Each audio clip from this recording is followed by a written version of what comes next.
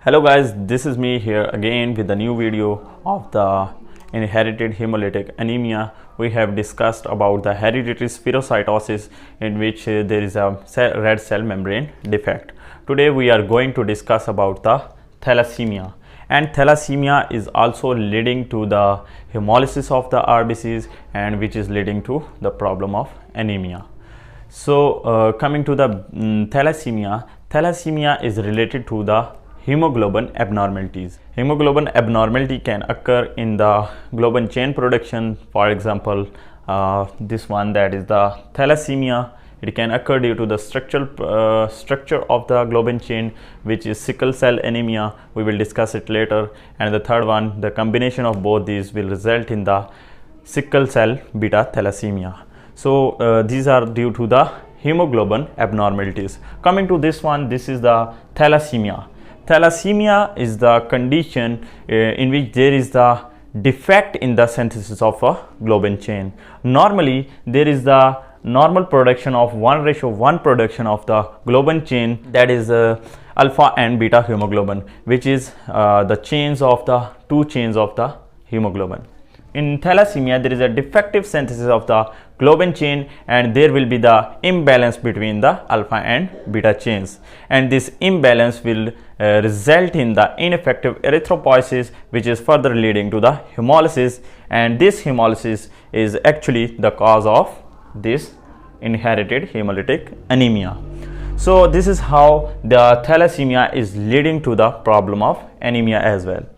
So coming to its further types, the beta thalassemia and alpha thalassemia. Beta thalassemia, maybe it is heterozygous and it can be homozygous.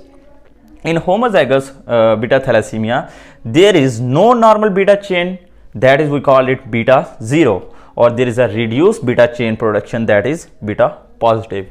When there is a no normal beta chain or there is a reduced beta chain production, there will be the excess of alpha chain production, that is alpha will be greater than the beta chain. So there will be the more production of alpha chain, and this will result in the ineffective erythropoiesis, and this will result in the hemolysis of the RBCs. When there is a excess alpha chain production, this will combine with whatever the chain beta, alpha or delta, they will result in the combination enhanced quantity of number 1, that is HbF, hemoglobin F, HbA2, and there will be the small quantity of HbA, hemoglobin A. In beta thalassemia, these results will be seen.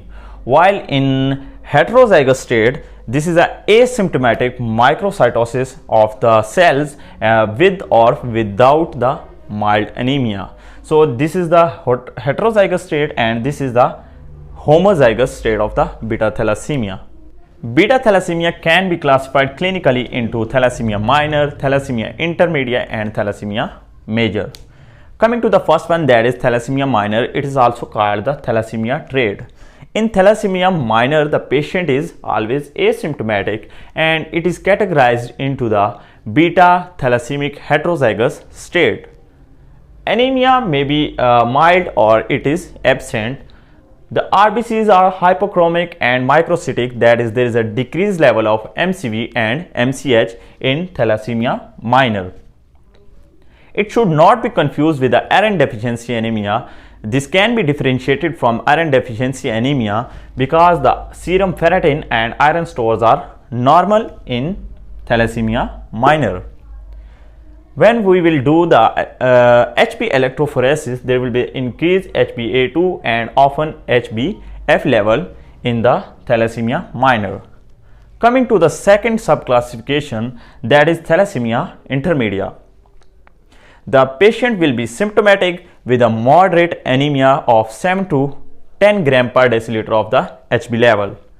This do not require regular transfusion. It can be due to the combination of the homozygous beta plus and alpha thalassemia, which will result in the ineffective erythropoiesis and which will result in the further hemolysis of the RBCs. So in In thalassemia intermedia, the patient will present you with the splenomegaly and bone deformity, and leg ulcers can also be seen. There will be the iron overload in thalassemia intermedia, and the last one here is the beta thalassemia major, and this is the severe form of the thalassemia. In thalassemia major, the mostly children affected are homozygous beta thalassemic, and there will be the severe anemia. This requires the transfusion, and the patient will present you with the failure to thrive, recurrent bacterial infections, and there will be the anemia between the age of 3 to 6 months. There will be the extramedullary hemopoiesis, which will result in the expansion of the bone, and the hepatosplenomegaly, which will be presented clinically as a thalassemic facies. And there will be the X-ray of the skull, which will show the crew cut appearance, or there will be the hair and appearance on the skull. This is how the beta thalassemic patients are presented clinically. Next, we are going to discuss about the management to these patients. The treatment and management of beta thalassemia involves the long-term folic acid use, regular transfusion. There will be the iron overload, which should be avoided, and there will be the use of these agents, and the last one here is the bone marrow transplantation. These are the managements or treatments of the thalassemia, but our aim is to suppress the ineffective erythropoiesis and bone deformation which is occurring in the thalassemic patients. So number one here is the long-term use of the folic acid. There will be the use of folic acid supplements and the regular transfusion. This can be fatal, because when there will be the continuous transfusion, this can lead to the iron overload, which can damage our heart, liver, endocrine glands, pancreas as well. So iron overload should be avoided, and when there will be the iron overload, we can use iron chelating parenterally as a desferoxamine, and it is given as a overnight subcutaneous infusion. Ascorbic acid is given as a 200 mg daily. There is a deferiprone, which can also be used as a iron chelator. The last one here is the bone marrow transplantation, which is done in the young patient and with the patient having the HLA matching. So these are the managements of the beta thalassemia patient. The management can also involve the gene therapy and the parental studies as well. So this is all about the management of the thalassemic patient. Today we are done with the thalassemia. Next we are going to discuss the sickle cell anemia. So this is all about today. Thank you very much for watching. Hope you like my video.